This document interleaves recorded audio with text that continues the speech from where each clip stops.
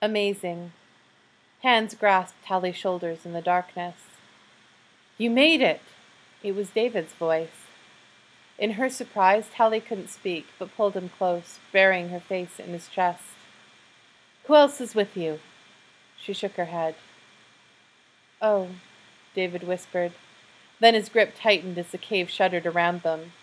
The roar of a hovercar passed slowly overhead, and Tally imagined the Specials machines searching every crevice in the rock for signs of their prey.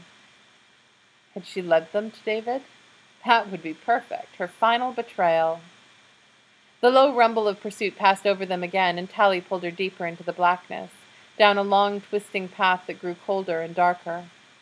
A stillness settled around her, damp and chill, and Tally imagined again the trainload of dead Rusties buried among the stones. They waited in silence for what seemed like hours, holding each other, not daring to speak until long after the sounds of the cars had faded.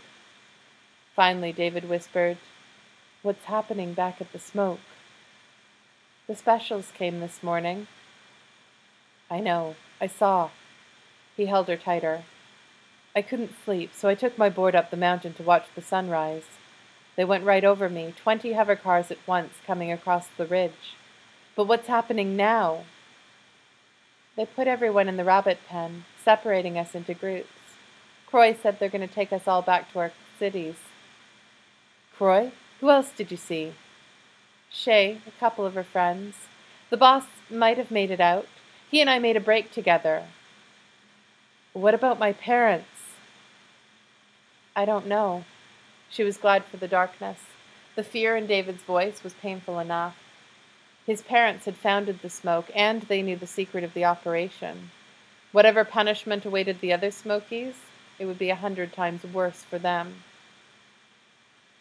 I can't believe it finally happened, he said softly. Tally tried to think of something comforting to say.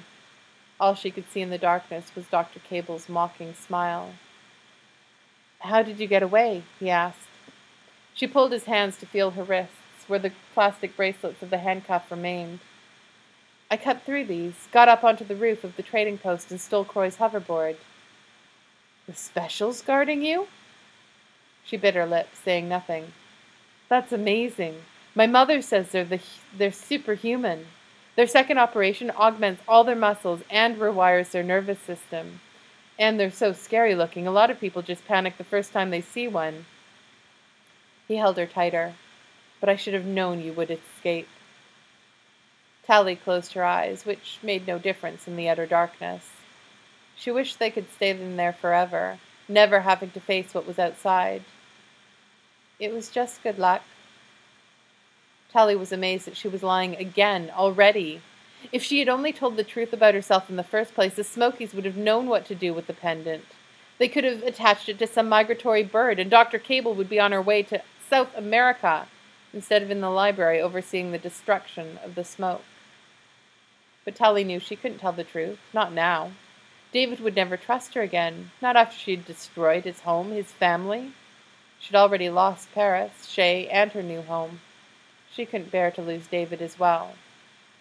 And what good would a confession do now? David would be left alone, and so would she, when they most needed each other. His hands ran across her face. You still amaze me, Tally. She felt herself shudder, the words twisting in her like a knife. In that moment, Tally made a deal with herself. Eventually, she would have to tell David what she had unwittingly done. Not now, but someday. When she'd made things better, fixed part of what she had destroyed, maybe then he would understand. We'll go after them, she said. Rescue them. Who? My parents? They came from my city, right? So that's where they'll take them. And Shay and Croy, too. We'll rescue them all. David laughed bitterly. Us two? Against a bunch of Specials? They won't expect us. But how will we find them? I've never been inside a city, but I hear they're pretty big. More than 1 million people. Tally took a slow breath, once again remembering her first trip out to Dr. Cable's office.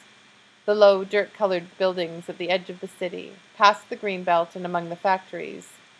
The huge, misshapen hill nearby. I know where they'll be. You what? David pulled away from their embrace. I've been there. Special Circumstances Headquarters. There was a moment of silence. I thought they were secret. Most of the kids who come out here don't even believe in them. She went on, quietly horrified that another lie was coming into her head with such ease. A while ago, I pulled a really bad trick, the kind that gets you special attention. She rested her head against David again, glad that she couldn't see his trusting expression. I snuck into New Pretty Town. That's where you live right after the operation, having fun all the time. I've heard of it. And uglies aren't allowed in, right? Yeah, it's a pretty serious trick. Anyway, I wore this mask and crashed a party. They almost caught me, so I grabbed a bungee jacket. Which is like a hoverboard, but you wear it.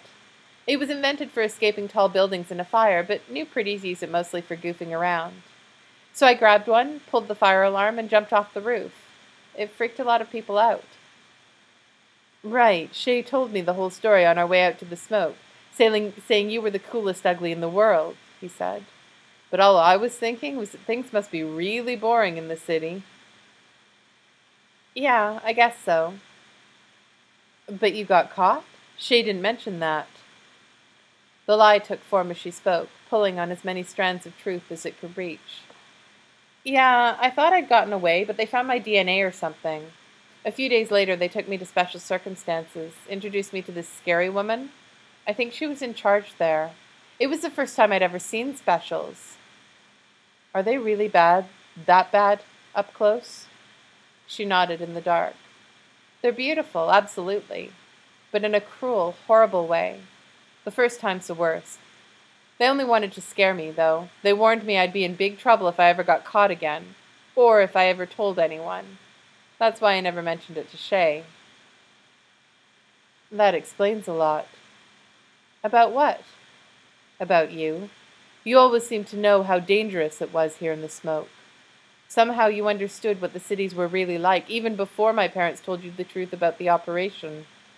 You were the only runaway I ever met who really got it. Tally nodded. That much was true. I get it. And you still want to go back there for my parents and Shay? To risk getting caught? To risk your mind? A sob broke in her voice. I have to. To make it up to you. David held her tighter, tried to kiss her. She had to turn her face away, tears finally coming. Tally, you are amazing.